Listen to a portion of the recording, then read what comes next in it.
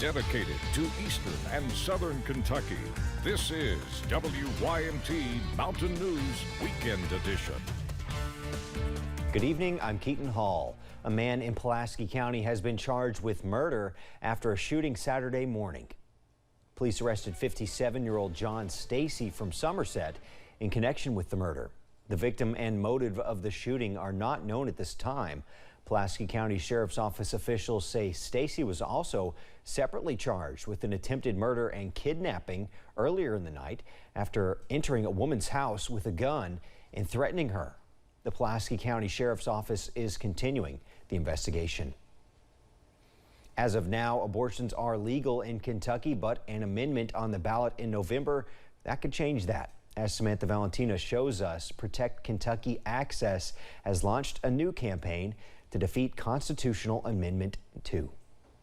When the Supreme Court overturned Roe v. Wade, Kentucky's trigger law took immediate effect, banning abortions in the state. The ACLU filed a lawsuit saying the ban violates the state's constitution. A Jefferson Circuit judge granted the ACLU's request for a restraining order against the ban. Friday, the same judge granted a temporary injunction, allowing abortions to continue in Kentucky while the case plays out in court. Attorney General Daniel Cameron responded to Friday's ruling, saying in part, quote, "The judge's suggestion that Kentucky's constitution contains a right to abortion is not grounded in the text and history of our state's governing document." An abortion-related constitutional amendment will be on the ballot in November.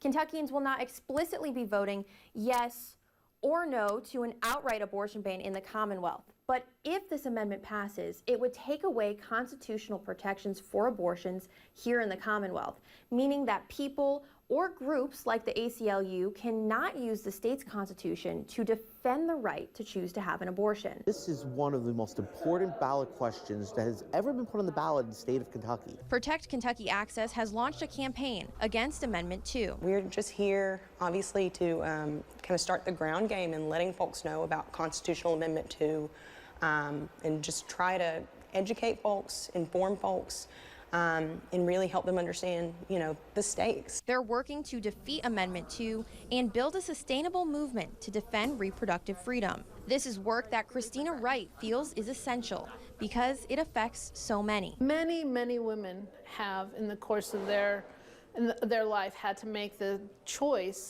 difficult choice around abortion. I know I have. And I don't think I'm alone. Michael Johnson with the Family Foundation, an anti-abortion organization, challenges the notion of abortion being a form of health care. A women's health issue would be addressing the health of the women. Here we have a separate human being inside the womb. So I think saying it's a healthcare issue, it's a false premise. In Lexington, Samantha Valentino. For more information on Amendment 2 and Kentucky's abortion ban, you can visit our website, WYMT.com.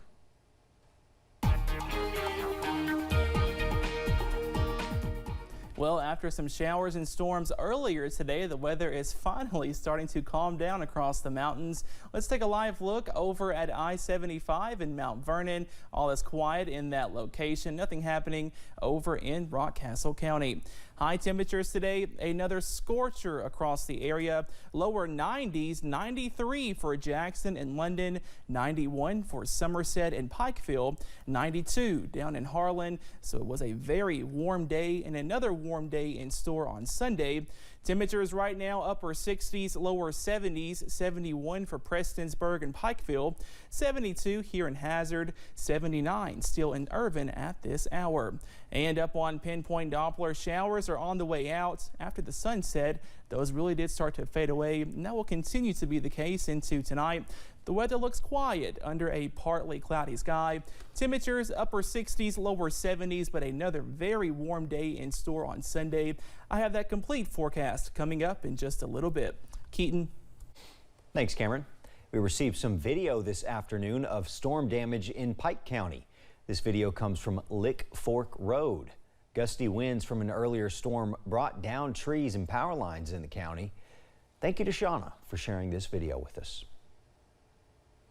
A car show in Prestonsburg kicked off earlier today to honor Floyd County's fallen and injured heroes. WYMT's Jordan Mullins has more from the Car Guys for Life benefit cruise-in and how the event is helping and remembering the fallen and injured officers following the deadly shooting in Allen last month. Folks in Prestonsburg came out for a car show Saturday evening, revving their engines for a cause.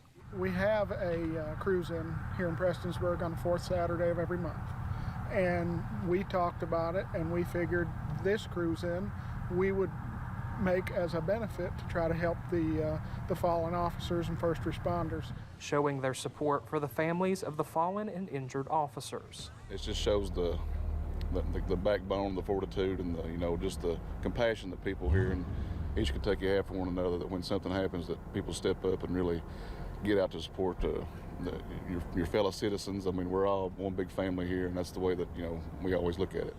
And providing the community with a bit of high-octane therapy in a time of struggle. Cars for me is like therapy. Some people, they drown themselves in work. Some people watch movies. Some people just go out and piddle with wood. Right here's what I do. While also backing the blue.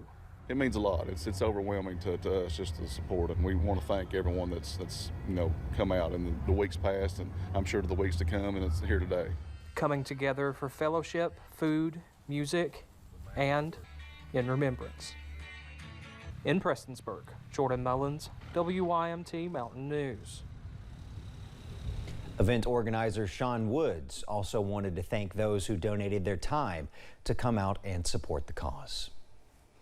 Making teeth shine across the region, that's the goal for the Virginia Dental Association Foundation, and they stopped in Wise today. This is the first year back since the pandemic for the foundation.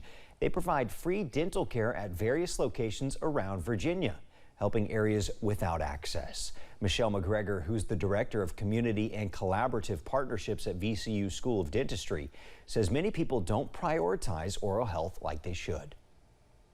Nothing hurts, they just don't think about it, everything, and you have other competing factors. I got to get to work, I don't want to take time off, or, I really need to go to my medical doctor. McGregor says everyone should visit a dentist at least twice a year to get their teeth cleaned.